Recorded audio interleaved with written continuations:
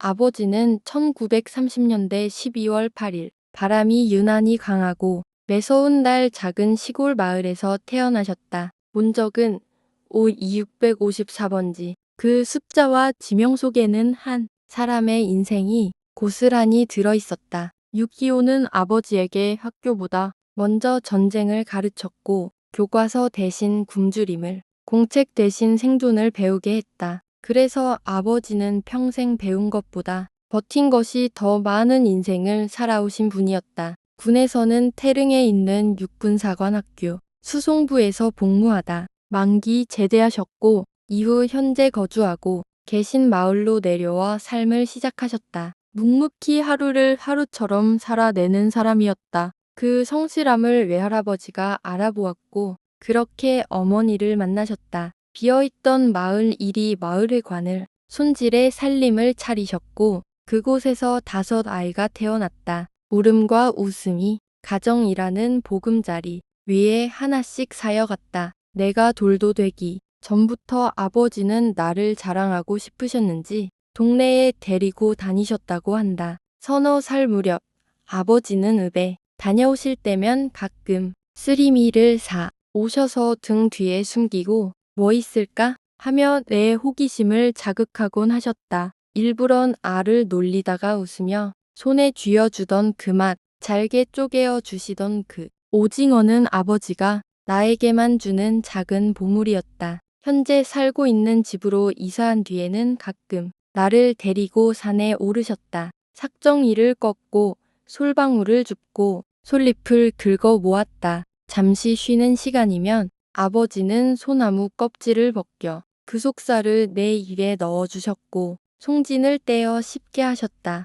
달착지근함과 떫고 쓴맛이 섞여 입안에서 껌처럼 질겨질 즈음 아버지는 조용히 말씀하셨다. 너는 이 집 장남이다. 풀과 동물들도 제 목대생을 다하면 자손을 남기고 사라지듯 사람도 그렇게 이어지는 것이라고 하셨다. 그때는 그 뜻을 몰랐지만 세월이 흐르며 그 말은 내 삶 깊은 곳에서 천천히 살아났다. 집안일은 늘 많았다. 돌을 줍고 밭을 일구고 참깨와 고추, 콩과 보리를 심었다. 그런데도 아버지는 유독 나에게만 일을 적게 시키거나 집에 가 쉬라고 하셨다. 누나들이 서운해했다는 말을 나중에야 들었다. 아버지는 내 등을 밀어 밭이 아니라 세상으로 보내고 싶어 하셨던 것이다. 소풍날이면 어머니는 김밥을 싸주었고 아버지는 1,000원짜리 한 장을 쥐어주셨다. 누나들보다 3배였다.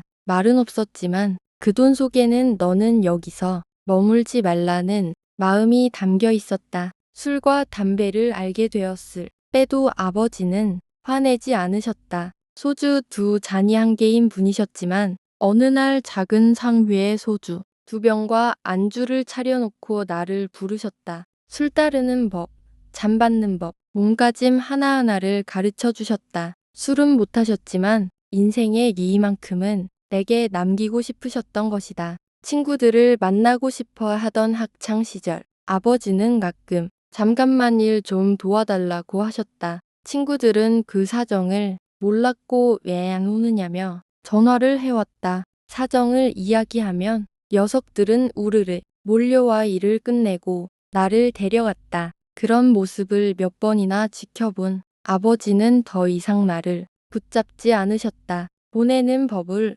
그분도 배워가고 있었던 것이다. 아버지는 내가 대학에 가는 것을 평생의 소원처럼 품고 살았다. 상처로 공부가 끊기고 병원을 오가던 시절 나는 스스로가 싫어 안산으로 도망치듯 떠난 적이 있었다. 아버지는 수소문 끝에 나를 찾아오셨고 그 앞에서 무릎을 꿇고 울었다. 전문대라도 가라. 아버지도 울고 나도 울었다. 그 시절 전문대는 통통학교라 불리던 때였기에 끝내 그 소원을 들어드리지 못했다. 하지만 그 눈물 속에는 아들이 자기 인생을 포기하지 않기를 바라는 한 사람의 전부가 담겨 있었다. 그렇게 아버지는 평생 나를 자기보다 앞에 두고 살아오셨다. 아버지가 첫 번째 심장 스텐트 수술을 받으신 사실을 알게 된 것은 두 번째 수술을 받으시던 날이었다. 어느 날 갑자기 아버지에게서 전화가 왔다.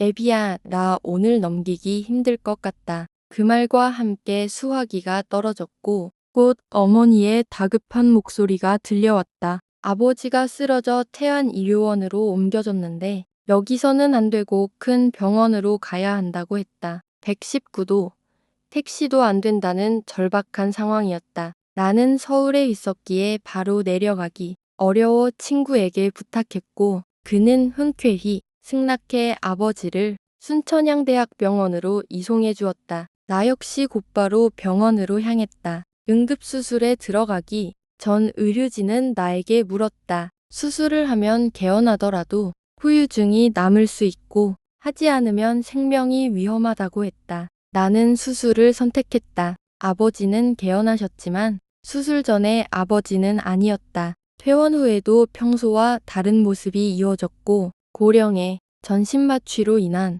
증상이라는 설명을 들어야 했다. 의사는 말했다. 심장이 제대로 작동하지 않아 뇌로 가는 혈류가 부족하면 치매가 올 수 있다고. 지금 우리는 그 상태를 받아들이며 살고 있다. 얼마 전 정기 검진에 갔을 때 거동이 불편해 약만 타러 갔는데 담당 의사가 물었다. 지금 요양원에 계시죠? 집에 계신다고 하자 그는 조용히 고개를 끄덕이며 6달치 처방전을 내주었다. 예전보다 길어진 그 처방전과 함께 그는 말했다. 이제 더 이상 도와드릴 게 없네요. 그 말의 무게를 이제는 나도 안다. 이제 아버지는 늙었다. 말이 줄고 시간은 빨라졌다. 같은 질문을 반복하시고 다른 말을 하신다. 한때 그렇게 힘이 세고 총명하고 깔끔하던 사람, 그렇게 단단하던 우리 아버지가 조금씩 작아지는 모습을 바라볼 때마다